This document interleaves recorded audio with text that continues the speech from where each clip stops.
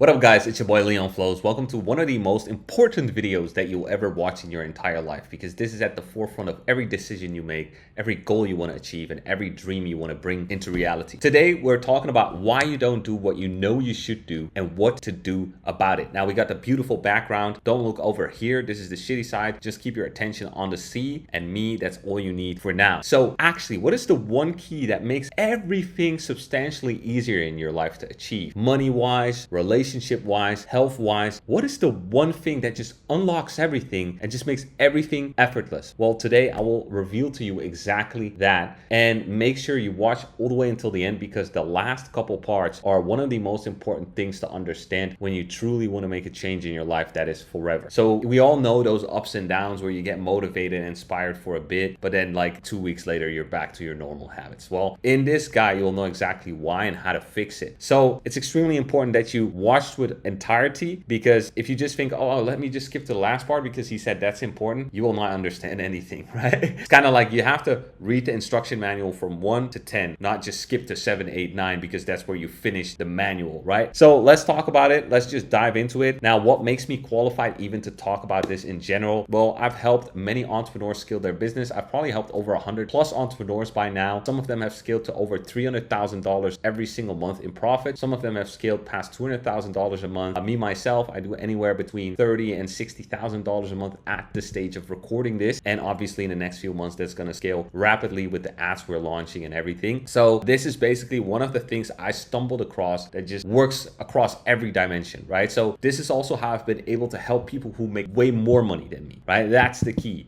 because this is universal psychology truth, not just another hack or another tactic, right? And once you understand this, you will not be able to unsee it. So even like a 10-figure entrepreneur, and even an 11, 12-figure, whatever, it doesn't matter how much money you make. It doesn't matter how many beautiful women or men you've dated, or how many beautiful relationships you've had, or how much in shape you are. This will help you regardless of where you're at in your life, at what stage, because it's foundational, right? And everybody that understands a little bit about success knows that foundational knowledge scales infinitely, right? So it's even better if you're farther ahead than me, because you can take it and basically implement it at a level that I am not yet at, right? Which basically gives you a head start. Anyways, let's go into it, right? The core truth is your mind does not care about your goals. It cares about the feeling underneath your goals. And it already has a supplier. So whatever your goal is, right? Make $1 million, have a beautiful relationship, get in shape, make $1 billion. Your mind's focus is not actually on that thing. It's on the feeling that it will bring. And this is not some high ticket sales bullshit where it's like, oh, how will you feel when you get to the goal? It's really truly how the subconscious functions. And you'll notice exactly why the subconscious functions like this, right? So think of your subconscious as a deal maker. Every second of every day, it's scanning for deals. But the currency isn't money, it's emotion, right? There are a handful of core emotions your system needs to survive. Number 1 is safety, right? I'm not in danger. Number 2 is significance. I matter. Number 3 is connection. I'm not alone. Number 4 is freedom. I can do what I want. And number 5 is certainty.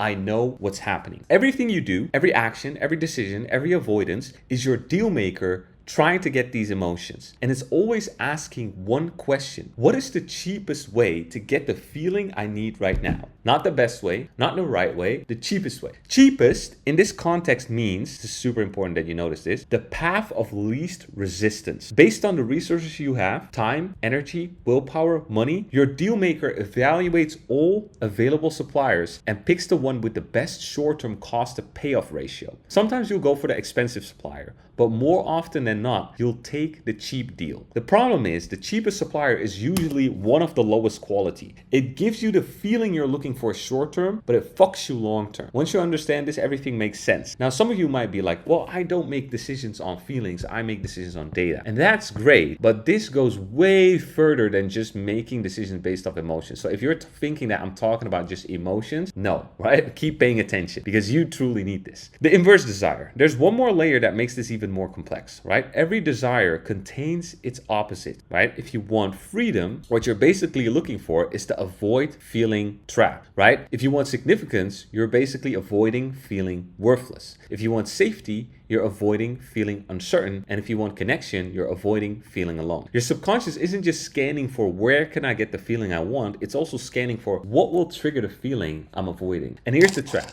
right? The path to what you want almost always runs through the feeling you're trying to avoid. Now, many of you might already know this, right? So your current state, you have where you want to be, freedom, significance, and that forces you to go through a path where you basically face the fear of failure and the fear of feeling trapped. And once you resolve those, you can take action that will get you what you want. Now, the freedom seeker wants escape, for example, right? Somebody who is broke, they want to escape, or they're stuck in a 9 to 5. But the path would require them to commit to a business, build something real, and stay with it, which means basically being trapped, right? You're doing something that you have to stick to. That is the very feeling they're running from. The significance seeker wants the matter, right? But the path, being visible, putting work out, being judged, triggers what if I'm worthless, the very feeling they're running from. So the system is simultaneously pulled towards the destination and repelled by the journey, because the journey activates the inverse. Now, this is why people stay stuck for years. It's not just that cheap suppliers exist, it's that the real path feels like the enemy. Now, here's what most people miss, right? All 5 emotions are survival in disguise. So safety on the surface means I'm not in danger, but direct translation is, well, if you're not in danger, there's nothing to harm you, equals I won't die. Significance means I matter, but in the survival realm, that means others will protect me and invest resources in me, which increases chance of survival. The emotion of connections on the surface means I'm not alone. Survival, again, tribe means protection, equals shared resources, equals better odds at survival. And then we have freedom, right? I can do what I want. In survival, that means I have options, I have escape route. I'm not trapped, and I can adapt to whatever comes up. And then we have the last one, certainty, right? Which means I know what's happening. That is predictability. When you know what's happening, you can predict what's happening, and then you can prepare for an eventual threat. They're all variations of one question, right? Will I survive? Now, your deal maker is not being dramatic. It's just running survival calculations 24/7. And here's where it gets interesting, right?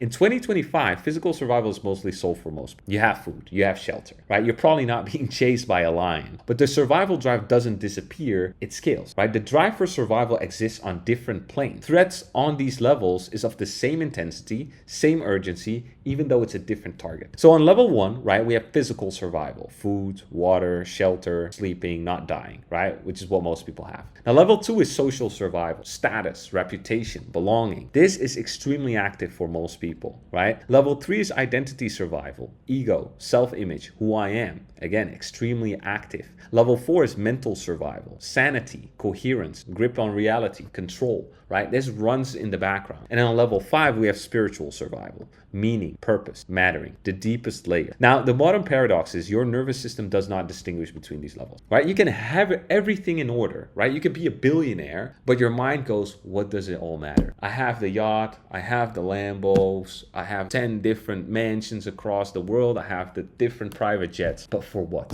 At the end of the day, I'm still sitting here with myself, right? Now, I'm not saying that's every billionaire. I'm just saying that it shows that there's different layers, and a person with a lot of money and a lot of things can still feel on a spiritual level or a mental level like they're not actually safe. And when you don't feel safe, you will always feel that lack. Now, the lack is what I'm going to talk about next, and this will basically unlock the key for you, right? The scaling problem is it doesn't matter if a lion's chasing you or you get a negative comment on social media, your brain's threat response is the same. Now, I'm not saying for every one of you, right, getting a negative comment is very detrimental because a lot of you are probably used to it already. But the point is that no matter what the level is, if the threat is important enough to your mind, it will basically create the same fear response, right? So if you're basically having a personal brand, let's say you have 1 million followers and you have some scandal or you get canceled, right? To the mind, that will feel like the same death as somebody literally wanting to stab you right now, right?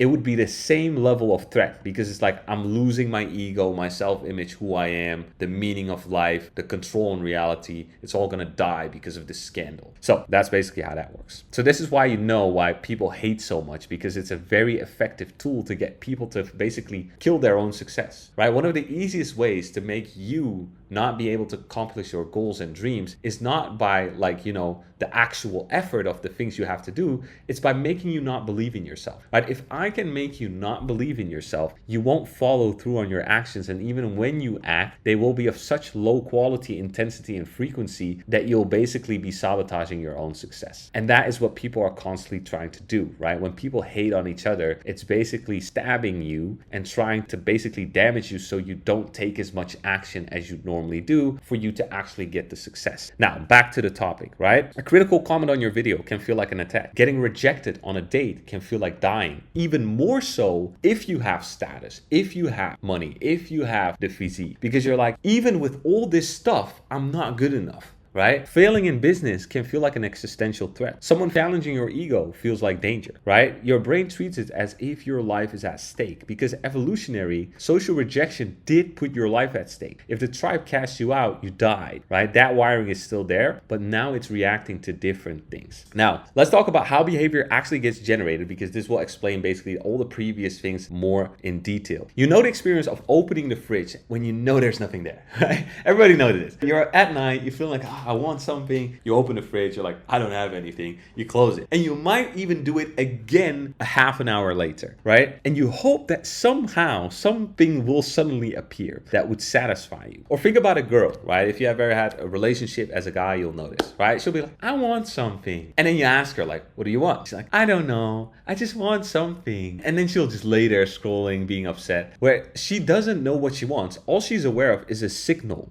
Right? We have a cool little graphic here, right? She wants something. What? I don't know. They go to a matcha place, right? Because the boyfriend is like, okay, let's go matcha, right? She'll be like drinking a matcha. She's like, I still don't feel it. Then the boyfriend will take her shopping, right? Buy some cool clothes, buy some stuff. And she'll be like, I still don't feel it, right? And she'll keep scanning, hoping for a click. What's happening here? The first layer of anything, right, in the human life is the signal. This is what you basically translate, right? Your nervous system feels a lack. It doesn't tell you what's missing. It just sends a signal. Something's off, something's needed. You feel a pull towards something. Everybody has this. Doesn't matter if you're a billionaire, if you're broke, you feel day to day, you feel something is missing. And then you can't name it, right? Because your subconscious doesn't have language, it doesn't have rationality, it doesn't talk. It just signals with feelings. That's all it can do. This is the rawest layer before language, before goals, just a sensation that the current state is not enough. Then you start to scan, right? You start looking for something and you hope that something will fit with what you're looking for. Whether that's building your business, whether that's hiring team members, whether that's opening the fridge. It doesn't matter what it is. You'll just start to scan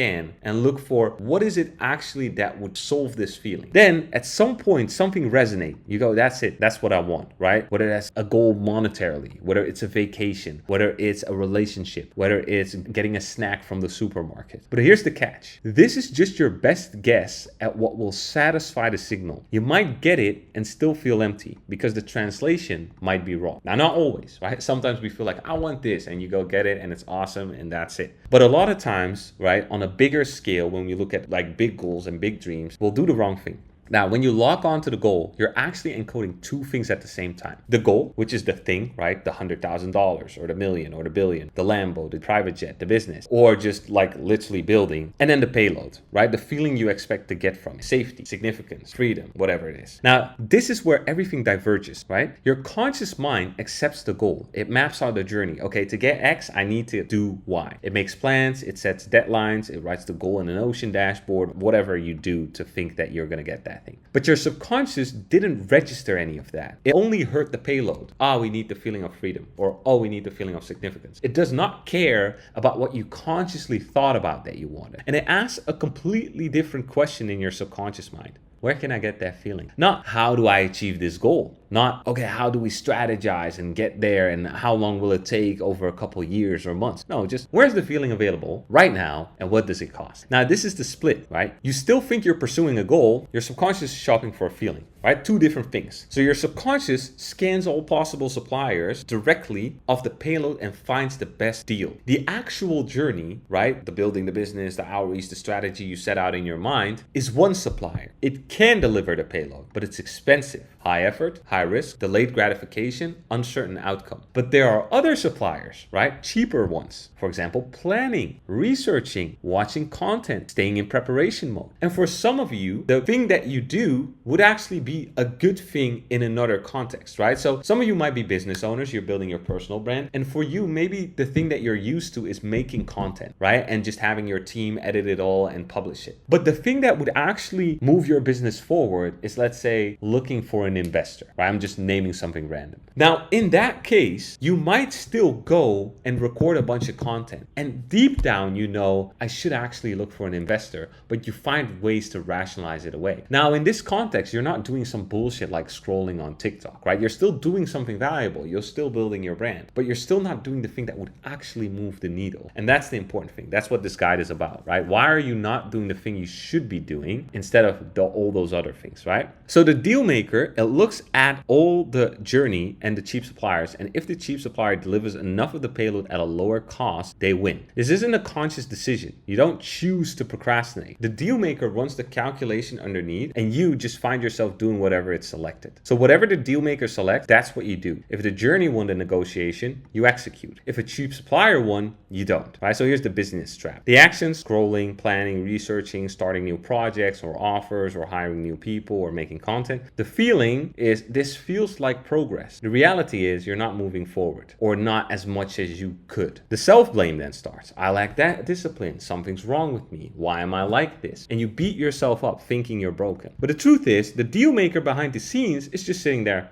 I got a better deal. I took it. Let's go. It's just happy, right? It's just happy that it got what it needed. Nothing's wrong. Your system is working exactly as designed. The deal maker just found a better short-term deal than the one you consciously wanted. So it took it. Now, you might have already some ideas in your head about like, but what about this? I'll answer that. Let's see. Writing 100K a month in your goal means nothing to your subconscious. You already know that. That's goal acceptance, right? It's free. It's fantasy. Everybody can write down, I want $1 billion, right? If I ask you right now, do you want 10 private jets? You'd probably be like, yeah, sure, right? But goal acceptance doesn't equal journey acceptance, right? The subconscious evaluates the journey and gets a feel of what it would feel like. What does it actually cost to walk that path? The effort, the exposure, the rejection, the boredom, the risk of failure, the identity death. You can accept the destination while your system completely rejects the path. And this is why people want something for years and never get it. They keep renewing their goal acceptance while never once accepting the journey. Here, you can see, right? Lambo, mansion, 100K a month, free, fantasy, right? You can plan that. Subconscious, big monster, effort, exposure, rejection, boredom, risk of failure, identity death. And it goes, oh, hell nah, I ain't doing none of that shit. And so what it does, it defers you towards the path that feels like it will give you it. Freedom and significance, Maldives vacation, high cost, instant gratification. Build a business, 10K a month, 100K a month, 1 million a month, whatever a month. High effort, delayed paid off. Cheap substitutes, 9-to-5 job, low effort, vicarious feeling, right? Scrolling, strategizing, whatever it is, right? Your deal maker is just looking for what is the path of least resistance? Where can I get what I want feeling wise without too much effort? So the real question isn't what do you want, it's what journey are you actually willing to walk? Because whatever journey you're willing to walk, that's what you'll get. Everything else is just fantasy dressed up as ambition. This is why goal setting is a shitty thing, because you go, I want a thing, and then you reverse engineer the journey. But if you just find a journey that makes sense, that has success, and the stuff you want as a byproduct, then you can just focus on that, and then you don't have this effort. Now, that is easier said than done. So here's what changes the economic pain, right? So every time you try the easy path and it burns you, the path gets repriced. Try crypto, lose money, the path gets expensive. Try dropshipping, it fails, the path gets expensive. Chase the shiny object, waste 6 months of your life, that path gets expensive, right? The deal maker updates its pricing based on experience. Eventually, after enough burns, the boring path becomes the cheapest option, not because it changed, but because everything else got so much more expensive. And here's how that looked, right? We have a guy on a rainbow path in fantasy land being promised models and Lambos and mansions. But if he actually goes down this path and he invests all his money and effort into all these things, at the end of the path, there's a big demon in a fire with pain and loss and suffering. Here, on the other hand, is a guy who's taking the boring path, right? It's going uphill, so it takes effort. There's a wall that he has to climb over. There's a maze that he has to figure out. There's a gate he has to get through. And it's all lessons, right? Effort, exposure, rejection, boredom. So the guy, right, who's looking for the easy path, he thinks of effort, exposure, rejection, and boredom as painful things. He thinks of them as pain and loss. Whereas the guy who becomes successful, he thinks of effort, exposure, rejection, and boredom just lessons, right?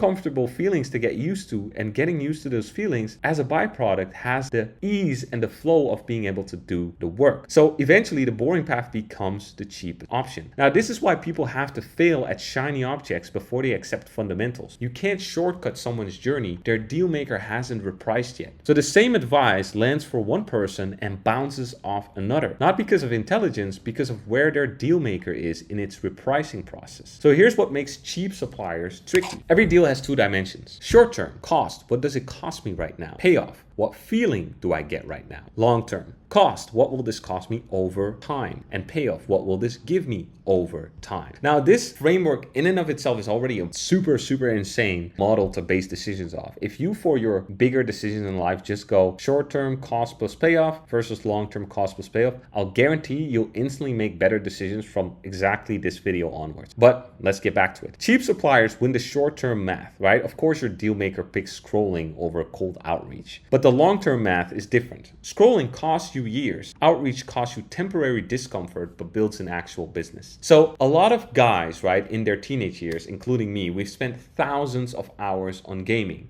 Now, if I'd ask you, right, do you want to spend the next 365 days scrolling 6 hours a day on TikTok? I pretty much guarantee that 99% of you would say, fuck no, that sounds fucking terrible. Because if you think of 365 days of 6 hours scrolling on TikTok, it's a huge journey, right? So I instantly visually created a huge resistance for you because you already know how disappointing it will be and how much of a waste of time. But funny enough, why do people then 365 days a year scroll 6 hours a day? Why is that so easy? Because you don't look at the long term. Your subconscious is wired for the short term. So if I make it long term, suddenly you'll go like, nah, that's not what I want. But that's not what your mind does. Your mind just wakes up today and it goes, today. And it just looks at what are we going to do today? So it never processes 365 days of 6 hours scrolling a day. It just processes today I'm going to scroll for a couple hours or a minute. And it just sees that, right? And if I ask you, hey, would you scroll for an hour? You'd be like, sure, right? Some of you might be like, no, I wouldn't even do an hour. But you know, most people in terms of effort, right? It doesn't take a lot. So you'd be like, yeah, I could do that. So your deal maker is wired to prioritize short term. It's survival programming. In nature, short-term survival matters more than long-term optimization. If there's a lion, you don't think about your 10-year plan. So cost now, right? If it's low, it gives you the immediate feeling. Then your subconscious goes, hey, that's a good deal, right? If the cost now is high and the feeling is delayed, it goes,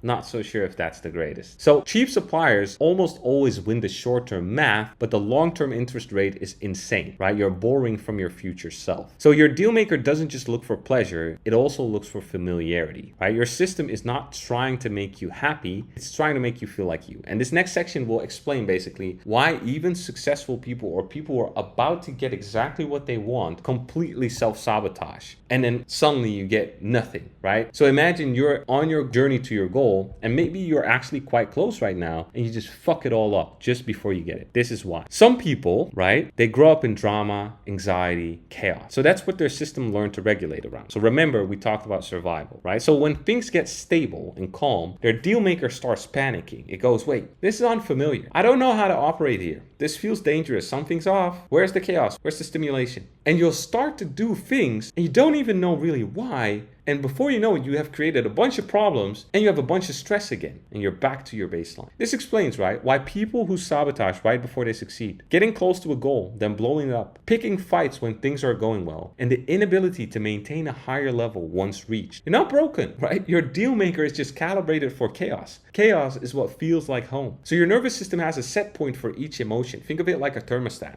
right? If you drop below your baseline significance, the system activates to get more. If you rise above your baseline significance, the system activates to bring you back down. And it's the same for money. And this is so important why you need to do this psychological scaling. Because if you don't scale yourself psychologically, you will just fuck yourself up, right? You'll get what you want and you'll fuck it up. You'll waste it. You'll spend the money. Or get below it and then you start overcompensating. And if you constantly go between that, you constantly stay stuck at the same level, right? We have to make sure it starts going up as time goes on. And that requires you to constantly evolve, right? It requires you to constantly constantly let go of the old identity with the old behaviors and the old habits and the old beliefs and reacquire a new identity, new habits, new beliefs, new identity, right? From me going from broke, living with my mom, to $50,000 a month, living in my dream apartment, had to take so many psychological jumps. And funny enough, even in that process, physically, I grew older in my appearance, not just because of years, because if you look at a picture of me, I'm 30 now, but the way I looked at 28 was completely different. It's really weird. And the only thing I can ascribe it to, other than just physically aging, is that I just grew as a person way more mature. The person I was at 28 is completely different energetically. And so all of those things will express itself in your genome, in your neural networks, basically. Anyways, let's get back to the most important things here. So this is why success, right, can feel threatening. Let that land. Most people aren't afraid of failure, they're afraid of the unfamiliar. So we could all argue, right? If I would actually truly fail, right? If you truly fail, this is what it would look like. Your business doesn't work, you're fired from a job, you can't get any job, and you move back in with your parents, or maybe a relative, or a friend. And then you sit there a bit, you pick yourself back up, and you get to do some other work and you start making money again. That is for 99% of the Western world what actual failure would look like, right? That would be rock bottom. I'm completely broke, I got nothing, I'm stressed, and now I don't have any home, so now I have to go live with somebody else for a while, and then once I get something, I can build myself back up. That's absolutely rock bottom for most people, right? When it comes to physical survival. So that in itself is unfamiliar, right? It's not something you'd like, but it's an identity theft. But physically, is there really anything wrong? As long as you have food and you have somewhere to sleep, you're pretty much good. Well, same thing for success, right? Let's say now you're in a job, you're making 2K a month, but making 10K a month would suddenly change everything, right? You'd start traveling, you'd start doing different things, buying different things, and that in and of itself is unfamiliar. So you blow up the relationship, you spend the money, you pick a fight, you sabotage the deal, not because you can't handle success, but because your thermostat is set too low, right? So if you rise above it, system activates, sabotage. If you drop below it, system activates, you seek more. The origin economics. Your emotional economy didn't appear randomly. It was programmed by your past, right? So your nervous system learned what emotions matter most based on what was rewarded or punished by your teachers, your parents, your environment, what suppliers are available based on what was modeled or accessible, and what the exchange rate is. How much effort do you have to put in for how much emotion? So for example, a kid grows up in a household where love was conditional on achievement. Their system learns significance equals survival, achievement equals love. And as an adult, they become a workaholic. Not because they love work, but because their deal maker learned that achievement is the cheapest path to feeling love. So your suppliers aren't random habits, right? They're survival adaptations that worked at some point. And understanding where they came from helps you see why they're so sticky. Now, there's actually two economies running at the same time. I know, guys, this is a lot, but this is super fucking in-depth. If you can understand this, I guarantee you will change your fucking life in any way, shape, or form. I don't care how much money you make. I don't care how great your relationships is. The more you understand this, the more you'll be able to even improve upon what you already have. And if you're in the shit, you can literally change your whole life around understanding this simple thing. So there's actually two economies running at the same time. But before I go into this, let me just quickly recap what we've covered, just so you can squish it all together for a minute so you can actually take in the next part. Now, your subconscious is the one who actually is pulling the strings in what emotion you're trying to get in life, whether it's status, significance, connection, freedom, right? That's the one who's really at the driver's seat. And your conscious mind is just going, what in the physical world relates most to getting this feeling? And it goes and scans. Then your subconscious goes, which one is the path of least resistance to get the feeling I want? And then it most often picks that thing. Sometimes you're conscious enough to step in. Now, the more aware you get of this, the more you understand this, the more you will be in control instead of the subconscious. But anyways, sometimes you're conscious enough to step in and you go, okay, now I actually need to do the thing. But a lot of times your subconscious is the one who's pulling the strings. And the funny thing is, even sometimes when you consciously think you're doing the right thing, really all along it was the subconscious who pulled the strings and made you believe that you were the one pulling the strings. So that's why it's so tricky. Right? Now, what's the next thing that we learned? If we get above where we're used to, we sabotage back down. If we don't, readjust our identity or expectation and thermostat. If we drop below what we're used to, we overcompensate to get back to the baseline, right? So the real key is not going up or going down. The real key is shifting the baseline. That will automatically make you compensate upwards, right? Think of it. If I adjust the baseline upwards, right? If I set the temperature higher, the system will actually just activate by of itself. so I don't have to do the effort. What is the other thing we covered, right? Cheap suppliers versus expensive suppliers, right? So your cheap suppliers is it promises the thing, but it doesn't actually really give you the thing, but it promises the thing and it feels like it. Versus the expensive supplier most often is the real path. It actually gets you the real thing, but the feeling will be way more delayed, right? Say, let's say building a personal scratch and you want to feel significant. When you finally get the 100K or the million followers, that's longer into the future than just looking at a video of somebody with a big personal brand telling you how to build a personal brand and feeling like, oh yeah, I'm making progress on my personal brand, which makes you give that same hit of significance, but in a much smaller dose. So that's pretty much it for now, right? And then what is the most important thing driving all of this? Survival. Right? Your subconscious is just looking for what is the next thing that will increase our chances of survival. So there are actually two economies. The pain pleasure economy, right? And what it's seeking is good feelings. What it wants to avoid is bad feelings. The currency is pleasure and pain, and the time frame is right now. Then economy 2 is the identity economy. Seeking is a consistent self-concept, avoiding threats to who you are. The currency is this is me versus this is not me, and the time frame is always. So these can conflict, right? The pleasure economy might go, post a video, it might go viral, but the identity economy might be like, wait, I'm not the kind of person who puts themselves out there. That's just not me. Identity usually wins because identity equals survival at an even deeper level than pleasure, right? We can go without pleasure. In fact, we can actually go with a lot of pain. Most humans are actually in a lot of pain. But identity, right? If you lose your identity, that is an existential threat. So this is why people avoid things that would clearly help them, not because they're scared of failure, but because success would make them somebody else. They inherently subconsciously know me at $50,000 a month is no longer the same person as me at $2,000 a month. And people shame this as well, right? What do people say? You've changed. People say that like it's a bad thing, right? If you don't change, you don't get anything else. If you stay the same, you get the same results. That's how life works. If I become successful, I won't be the underdog anymore. I won't be the struggling artist. I'll have to be somebody different. The cheap supplier isn't just about feeling good. It's about staying me. Now, not all cheap suppliers are equal, right? There's a hierarchy based on how directly they deliver the feeling. So in tier 1, you don't have to remember all these tiers. Just listen and take the big lines from it. Tier 1 is immediate substitutes. For example, scrolling, corn, entertainment. And the reality is very cheap, very empty. Tier 2 is adjacent substitute, right? Planning, talking about goals, right? Strategizing. This is slightly more satisfying. It feels more like you're actually doing something. Tier 3 is disguised substitute, right? Busy work, endless preparation. Now, this is the most deceptive trap of all, and this is the one you really want to remember. Disguised substitutes are the one I talked about earlier. You're actually doing a good thing, but it's not really the good thing.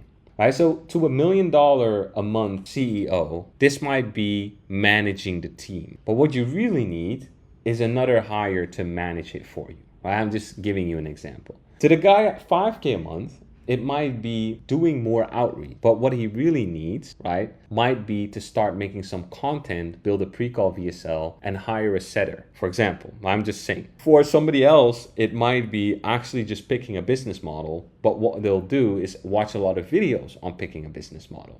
Right? So it feels like you're doing the right thing. That's why it's deceptive. And then tier 4 is the real path. This is the one that actually delivers what you want, right? The thing consciously over time. Only one that compounds. Now the key inside is people don't jump from tier 1 to tier 4. They typically move from tier 1 to tier 2 to tier 3, and then stuck at tier 3 for months or years, and then finally tier 4. But tier 3 is the trap because it feels like progress. And even worse is that tier 3 is actually where 99% of people give up. That's why it's so tricky, right? Because 99% of people, once they do stuff but it doesn't get them anything, they'll start feeling like I'm going nowhere. I'm trying everything. I'm doing everything. And at some point, they'll get so demotivated that they'll just quit. So your nervous system doesn't have one cheap supplier, right? It has a whole marketplace of suppliers competing for your attention. Tier 1, tier 2, tier 3, tier 4. And at any moment, multiple suppliers are bidding. Scroll Instagram, text that person. Plan your next project, do the hard thing, and your deal maker picks the best ratio in the present moment. So this explains supplier switching, right? You're scrolling, then at a certain point you're like, I don't feel like this anymore. And your system scans for the next best option. And then you switch to texting. And then you text and then you're like, okay, I don't feel this anymore. And then you switch to the planning. And then once you start to plan enough times, you're like, okay, this planning is not getting me anywhere. And then you suddenly rotate to the hard thing. But then the hard thing is hard, so then you're like, I don't feel like this anymore. And then you go back to Instagram, right? So you have multiple suppliers of this feeling and you're constantly rotating in between them. Think of it like almost like food, like a buffet,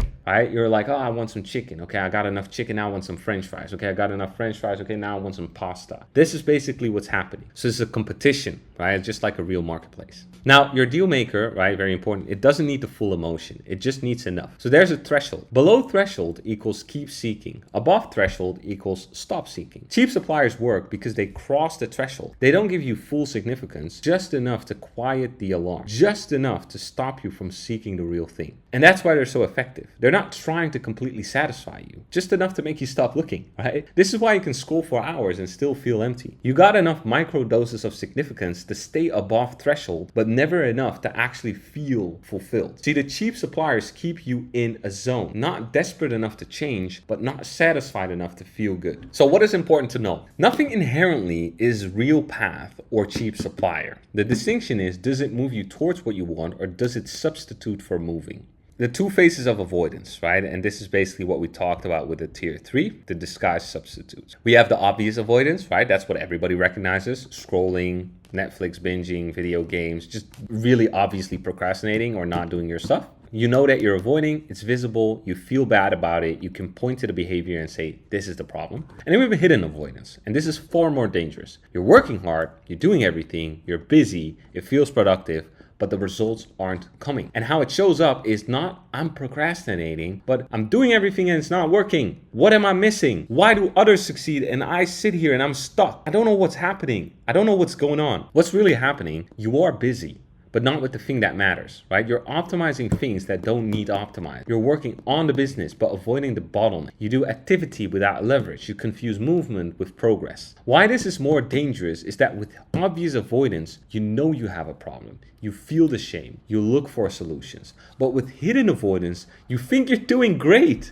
right? You feel productive. From an effort standpoint, you're like, I'm doing everything. You're working hard, but you're not getting the thing. So you don't even look for the solution. You just think, okay, I need to do even more. I need to optimize even more, right? But the problem isn't strategy. The problem is the supplier you're using. And every time you use a cheap supplier, you're taking on depth, right? So here's how it works. You need significance. You scroll content for a cheap supplier, you get some significance, but you also accrue shame, right? So on day one, let's say you scroll, you get +3 pleasure, but you get -1 shame. So +3 - 1 equals +2. So net, you're still positive. Day 30, right? You get +3 pleasure from scrolling, but you get -2 shame. So net, you're still +1 positive. You're still feeling pretty decent about it. Day 90, you get +3 pleasure from scrolling, but because you've been scrolling 90 days, you go, oh man, I've been scrolling all this, every day I just get stuck scrolling. So now the shame starts to actually outweigh the pleasure. So now you're negative, right? 3 - 4 equals -1. And by day 365, you might have +3 pleasure, but -10 shame. And now your net position is 3 - 10 equals -7. So you feel terrible. Now you're like, fuck, I can't seem to stop scrolling. I'm addicted. This is bullshit. The cheap supplier becomes expensive over time. And this is the mechanism behind counter forces. It's not just that time passes. It's that depth accumulates. Now depth compounds, but not equally for everyone. So we have two types of people. We have high interest rate people. These are usually people with high self-awareness, right? High standards for themselves, a strong connection to their future self,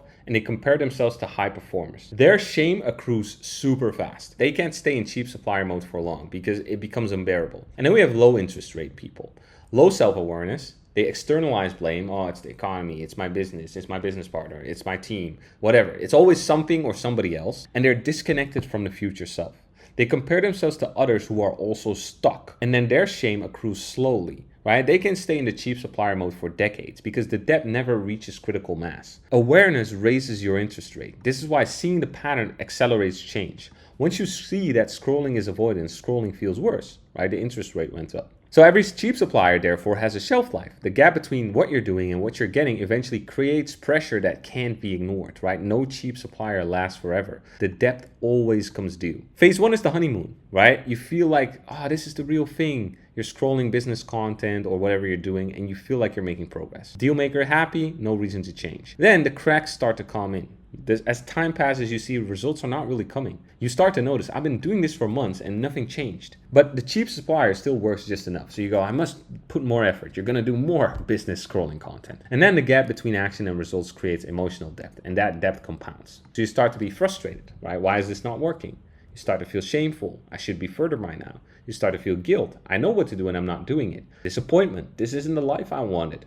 Self-doubt. Maybe I'm not cut out for this. Apathy. What's the point?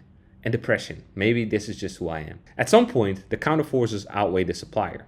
The thing that used to soothe you now makes you feel worse. And scrolling no longer feels like progress. It feels like failure. And this is when the emotional economy shifts. The hard path becomes the cheaper option because staying stuck now costs more than taking action. Now, the sad thing about this is most people never get to this stage because this process takes years, sometimes decades, sometimes forever. And along the way, things go wrong. Number one, people quit entirely, right? The counterforces become too painful. But instead of them seeing the real path, they abandon the goal altogether. Number two, people find a new cheap supplier. They jump to a new business model, a new strategy, a new shiny object, and the loop resets itself. They buy themselves another 6 to 12 months. Number three, people get wrong information. This happens all the time. They think the problem is a tactic or a strategy. So they buy another program, they buy another mentorship, a coach, they get another thing, another hire, whatever it is that makes them feel like, okay, I'm gonna fix the thing. And the real issue stays invisible. And then number four, people just don't know what to do. Even when the counter forces peak and they feel maximum shame and disappointment and frustration, without a clear path forward, the energy dissipates into confusion. So this is why 99% stay stuck. Not because they're lazy, not because they don't want it, but because the counter forces either never built high enough, get reset by a new cheap supplier, or peak without a clear path to channel them, and then they just quit. You see this all the time, right? There's a statistic. 95% of businesses fails in their first 3 years. Why do you think that is? If you actually understand success, you know that failure doesn't exist. Failure is really just stopping something, right? The only way you fail is if you stop. That's it. In business, at least, right? If we talk about basketball, it might be another story if we talk about sports. But in business, it's pretty much if you don't quit, you cannot really fail, right? So then how can most people fail between 3 years? Because most people quit. And it's because of this, right? They lack the right information. They lack the right perspective. They start to get demotivated. So when counterforces peak, two things can happen. Path A, and this is only 1% of people, right, to be honest. 1 to 5%, but really just 1%. The pressure channels into new action. I can't take this anymore turns into finally facing reality and doing the real thing, and energy moves through the discomfort into change. But path B is a lot easier, the collapse, 99%. The pressure overwhelms the system. I can't take this anymore turns into let's just stop. And it leads to shutdown, depression, and learned helplessness. Now, why is path B the 99%? Well, it's because of what we said earlier. It's the cheapest supplier at this point. Really think about that. Let that land. At the point of maximum frustration and disappointment, the pain is at its maximum. So what is the biggest relief? Another bunch of effort to really face the thing you've been avoiding all this time and then finally do that thing? Or just give it all up and say, I don't know. It just doesn't work. Which one provides immediate relief? Bingo. Path B. And that's where 99% goes, right? They go, okay, this is too much. And they stop. People do this all the time. In relationships, in business, in the gym, right? Whenever pain is at its max, the easiest thing for people to do is let go. But what determines which path? Capacity. Number one, can your nervous system hold the discomfort without breaking? Number two, clarity. Do you actually know what the next step actually is? And number three, support. Is there someone helping you through? If all three are absent when counterforces peak, collapse is pretty much 99% guaranteed. If at least one is present, transformation is possible. Not guaranteed, just possible. When someone sees the loop they're in, the counterforces accelerate, right? You can spend 3 years slowly building frustration and shame, or you can see the pattern clearly in one conversation and feel the full weight immediately. Awareness compresses time, and this is what makes insight powerful. Not because knowing fixes things, but because knowing raises the interest rate on your emotional depth, right? So 3 years of slow build, and eventually you'll feel like, okay, I should do something different. Or you have one conversation and somebody's brutally honest with you and shows you what is happening in your subconscious, and you're like, fuck, I'm gonna change right now, right? And that's basically what you pay is speed. Somebody being able to show you like, hey, this is the pattern you're running. This is what it's resulting in. And if you keep running this pattern, where's that going to go? oh, it's going to get you this result. Do you want that? And the person go, not really. Right. Right. And then you have this brutal honesty. So your emotional economy, and this is very important. This basically answers the question like, okay, what about, why is it that if you have other people around you that it can change, right? That you start to change your habits? Well, your emotional economy doesn't exist in isolation. Your network calibrates your economy. Your friends' cheap suppliers become normalized. Your environment's baseline becomes your baseline. And what others celebrate becomes what you value. What others tolerate becomes what you tolerate, right? So all these things have an effect on your emotional economy. If everyone around you is also scrolling, your shame accrues slower, right? You feel okay with it because, you know, everybody's scrolling. Counter forces build slower. You stay stuck longer. If everyone around you is executing and closing fucking 10, 50, 100K deals, your shame accrues super fast. And you go, fuck, everybody's doing this. And your baseline suddenly shifts. You're the average of the 5 people you spend time with isn't just motivation talk. It's describing how your emotional economy gets calibrated by your social environment. So your deal maker looks at what others are doing to determine the market rate for emotions. If everyone around you is stuck, being stuck feels normal,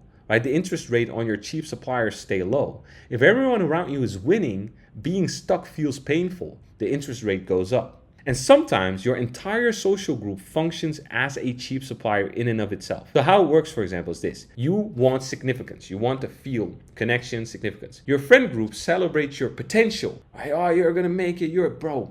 I see you. I see your talent, bro. You feel significant without having to achieve anything. The group validates your plans, your ideas, your journey. And you never actually have to do the thing. The danger is the tribe can keep your counterforces low indefinitely. As long as someone is telling you, you're amazing, you're doing so good, bro, you're definitely on the come up, well, you're the next, you never feel the full weight of not actually doing it. And some people stay stuck in this loop for decades, surrounded by people who validate their stuckness, right? You're stuck here, and instead of people going, bro, you need to change, they go, bro, it's normal, it's okay. You know, I've also been experiencing that. It's okay, don't change, it's normal, me too, right? And that can keep you stuck indefinitely. Now, the central paradox is you know what to do, but you're not doing it, and you think the problem is discipline. But information doesn't close the gap. Transformation does. And here's why knowing isn't enough, right? Tactics people, they say, okay, here's what to do. Here's the funnel. Here's the strategy. Here's the tactic. Here's the system. Here's the script. Just do it. They assume, give people the playbook, they'll follow it, but they won't. Because the deal maker overrides the playbook, right? The emotional economy decides what actually gets done. And the mindset people say, think positive, visualize, believe in yourself. They're working on beliefs, but beliefs are symptoms, not causes. You can't believe your way out of a deal maker that's optimized for cheap suppliers. But the emotional economy says the operating system running underneath both the deal maker, the survival calculations, the supplier economics, those determine whether you execute or not. When you fix the economics, the tactics work. When you fix the economics, the beliefs follow. And this is the automatic success. Now, what actually creates the change? Well, it's 3 things. First of all, it's seeing the invisible. It's seeing the system you're trapped inside, right? The hidden pattern. When you're aware of something, you have the power to change. If you're not aware, you're not even accumulating that depth and that shame.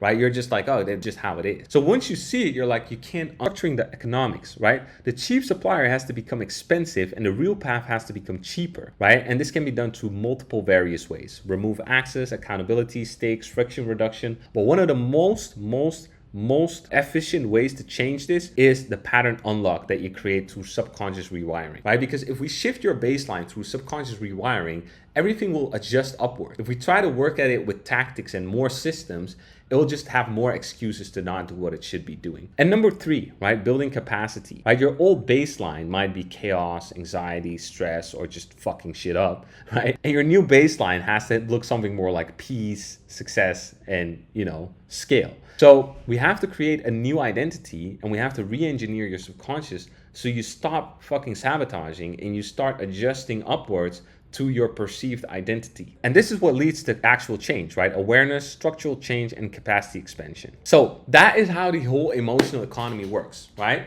Cheap suppliers, expensive suppliers, and everything in between. Your subconscious is looking for a feeling, not a thing, and it's just optimizing. And if you understand that pattern and you look at low cost and you know short-term cost versus payoff versus long-term cost and payoff, you can start to make your decisions entirely differently. Now, I got a full workbook and a full basically step-by-step program that I help people through to basically fix their whole emotional economy so they can actually get the success they're looking for and they're not just stuck spinning their wheels. Now, if you actually watch this video multiple times and you inherently imprint this structure, you will already start to make different decisions. You will already start to look at life in a completely different way, and you'll start to see why some of the things you've been doing are completely useless. And the funny thing is, once you get aware of some of these things, you'll suddenly just change like that. From one day to another, you might stop a certain habit that's been fucking you for a long time without having to put any conscious effort. That's the beautiful thing about this, right? A lot of tactics and systems, you have to apply them daily and you have to repeat it and train it. But with subconscious rewiring, the beautiful thing is you can just see something,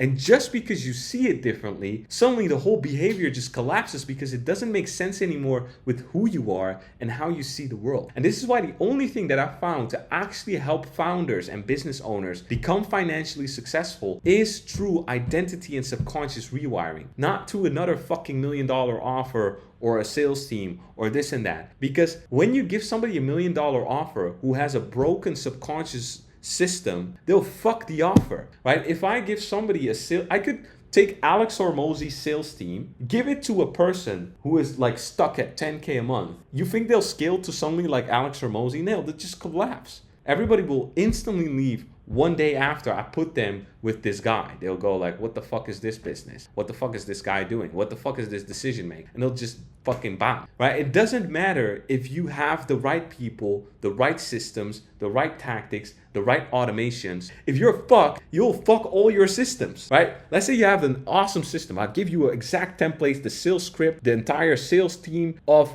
my business, right? Or of any other successful business. And then you come in with your fucked mindset. You just fuck the system and it will break. That's the problem with just systems and tactics without actually rewiring the operator behind it. The operator fucks the system. The operator fucks up the tactic. The operator finds a way to pick the wrong niche. I've had this multiple times where I tell people exactly, okay, the niche is this. What you want to pick is exactly this niche. Don't do this niche. And they'll literally tell me one day after, so, but I was thinking, maybe I can sell this thing to agencies. What is that? What is the gap here? Did I give him the wrong information? No, I told him exactly, you need to pick this niche. But his mind is fucked, right? So he found a way to fuck it. And that's the important thing with this. If you are broken, you can't fix anything. If you're fixed, everything will work, right? Because systems, teams, automations, it's all simple. It's not hard to understand I need a setter. It's not hard to think I need a sales rep. It's not hard to go, okay, I need to build a document that basically describes from A to Z the whole sales process. It's not hard to sit down and create a YouTube video. What's hard is you facing the resistance, the accountability, and the responsibility, and all the feelings that come with these decisions, and being able to clearly see this is what makes sense and this is what doesn't make sense, and then actually do the thing that makes sense. People overcomplicate business with tactics and systems. I would argue business itself is even easier than most stuff you learn in high school. I would argue having a sales call is easier than algebra. Look at all these 17, 18-year-old kids closing $10,000 deals and they can't even fucking pronounce mitochondria. Why? Because it's not fucking complicated. You talk to a person, it's all about emotions, it's about value. Because business is not fucking complicated. It's about distributing value, right? You have a service and you sell it to people. You have a service, a person needs that service, and you combine the two together. And you make a sale. It's not hard. The hard thing is you getting yourself to do it. You getting over the resistance. You getting over your own fears. You having the accountability to say, oh, I fucked this up. Or this is what I did wrong, and then doing it better. Right? And that's why the emotional economy is the only single way that I found to actually create lasting change. So the complete picture is here. Now to summarize everything, right? So you're not really like, oh my God, all these concepts. You feel a lack, a signal from your nervous system that something is missing. Every single day, your subconscious signals you, we're missing this, whatever that feeling is. You start scanning for something that might satisfy it. You land on a goal. That's it. That's what I want. But the goal encodes two things. Thing and the feeling you expect when you get the thing. Whether that's safety, significance, connection, freedom, or certainty. These emotions aren't random. They're survival drives. Your nervous system needs them like it needs food and water. Your conscious mind accepts the goal and maps the journey. But your subconscious only heard the payload, the feeling, and it asks, where can I get that feeling at the lowest cost? This is the split. Goal acceptance does not equal journey acceptance. You can want the destination while your system rejects the path. It's like you want to go to the Maldives, but you don't like getting on a boat or a plane. Your subconscious, the deal maker, scans all possible suppliers of the feeling, right? The actual journey is one option, but there are cheaper ones. Scrolling, planning, consuming, avoiding, etc. The deal maker picks the best short-term deal, and usually this is the path of least resistance. And whatever it selects, that's what you do. Now remember, this is about what's familiar, not what's the best, not what's the worst, just what's familiar. If you're used to making content, that will be your go-to. If you're used to hiring people, then that will be your go-to. If you're used to scrolling TikTok, then that will be your go-to. The cheap suppliers deliver this feeling short-term at a low cost, but it's low quality, it creates depth, and often it can fuck you long-term. Your system also optimizes for familiarity, right? It has a thermostat, a baseline it returns to.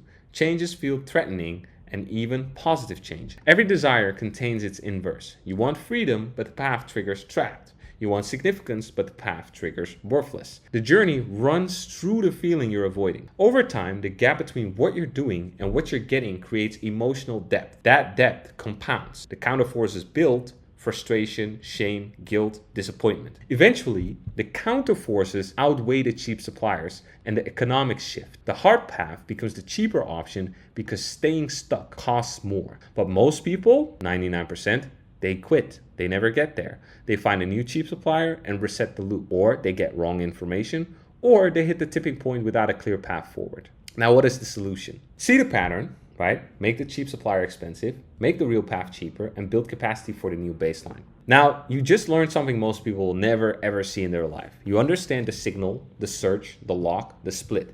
You see how your deal maker is running the calculations underneath your conscious goals. You understand why you stay stuck even when you know what to do. And here's the dangerous part. This knowledge can, right, it won't have to be, but it can become the next cheap supplier. So you can read this framework, feel like you get it, nod along, maybe even share it with a friend, and still be in the exact same place 6 months from now. Not because the information is wrong, but because information doesn't change the economics. Your deal maker is still running, right? Your patterns are still invisible to you, most of them anyway. Maybe you've seen some through this. Maybe through explaining, you've seen like, oh, Leon, actually now I realize. Your nervous system is still calibrated for whatever baseline you've been living at. If you want to cut through all the bullshit in 1 second, right, ask yourself this simple question. If I had to get the thing that I want in the next 90 days, and if I didn't, my entire family would die. I know this is a very grave question. Sorry for the confrontational for some of you if this is very sensitive, but you can substitute family for something else very important to you. What would I do? Sit with that for a moment. Actually imagine it, right? Or if I had a gun to my head and I had to get this thing in the next 90 days, or they would pull the trigger, what would I do, right? Notice what comes up, because whatever you just thought of, that's the real path. That's what you've known all along. That's what your deal maker has been negotiating you away from. When survival is actually on the line, the cheap suppliers become worthless instantly. You wouldn't scroll, you wouldn't research, you wouldn't wait until you feel ready, you wouldn't optimize your logo or rewrite your bio for the 15th time. You do the one thing. The fact that you can answer this question almost immediately tells you something important. You already know what to do. You've always known. The knowledge is not the problem. The problem is your deal maker has been finding better deals to feel like you're making progress without actually paying the price of the real path. Now, look at the gap, right? The gap between what you do if somebody's life depended on it and what you're actually doing right now. That gap is your deal maker at work. That gap is your cheap suppliers. That gap is the negotiation happening underneath your conscious awareness every single day. That gap might cost you months, might cost you years, might even cost you your whole life. Now, here's what makes this tricky. You're inside the system, so you can't see the system. You can do the clarity test, you get a flash of insight, but tomorrow you'll wake up and the deal maker will be running again. The cheap suppliers will look attractive again. The reasons will feel valid again. The patterns that run you are invisibly precisely because they run you. They feel like, this is just how I am. And they feel like reality, not a pattern, right? You're not sitting there going, this fucking pattern. Just like, I'm just doing my thing, right? I'm just being me. And this is why people can have moments of clarity, even breakthrough realizations and still not change. The insight fades. No accountability, no commitment. The economics stay the same, right? The deal maker keeps winning. The people who I've helped break through this didn't do it alone. They had me or somebody outside the system who can see what they can. I even have people who help me with the framework that I built, right? So I have somebody that I know she has 50 years of experience in psychotherapy, and I have her help me with this same exact thing. right? And that's why I'm so good at it myself, because I've worked with like top tier psychologists. So you need somebody who can reflect back the pattern in real time. So if you want to truly accelerate this, right, you need somebody who can reflect back the pattern in real time. So somebody who can catch the deal maker mid-negotiation, not 3 months later or 12 months later, and who has a structure that changes the economics, not willpower, not trying harder, the actual architecture that makes the cheap supplier expensive and the real path cheap. And then the next thing that's important is the support, right? The support to build capacity for the new baseline, because even when you see the pattern and the economic shift, your nervous system still needs to learn how to hold the new level without self-sabotaging back. So you might have a very clear point now, like, oh, I know exactly what I'm going to do. And then you'll do it for 2 days again. And the next day you're like, oh, fuck, I'm back to my old pattern. So this isn't something you read your way out of, even though I recommend you going through this multiple times to really ingrain it. Like we said, awareness is the most important first step. So the more aware you are, the better you are at seeing this, the better you are at handling it. Now, in the workbook that will follow, you'll walk through exercises that map your specific patterns. Now, you've already answered what you'd do if everything was on the line. Now ask yourself, why isn't it on the line? Because it is. It's just slow, right? The cost is measured in years, not days, in quiet regret, not dramatic loss.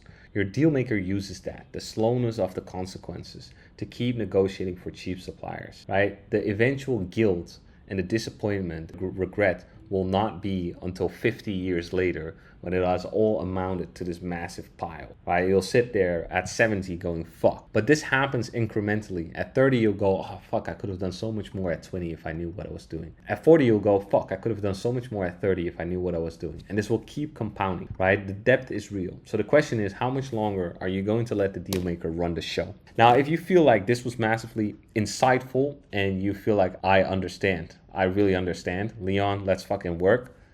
Book a call, right? And we'll talk. If you just need to process this, take it in a few more times, do that as well. Go through it. And if you want the workbook that comes along with it, start making some progress yourself, shoot me a message on Instagram and I'll send that right over to you.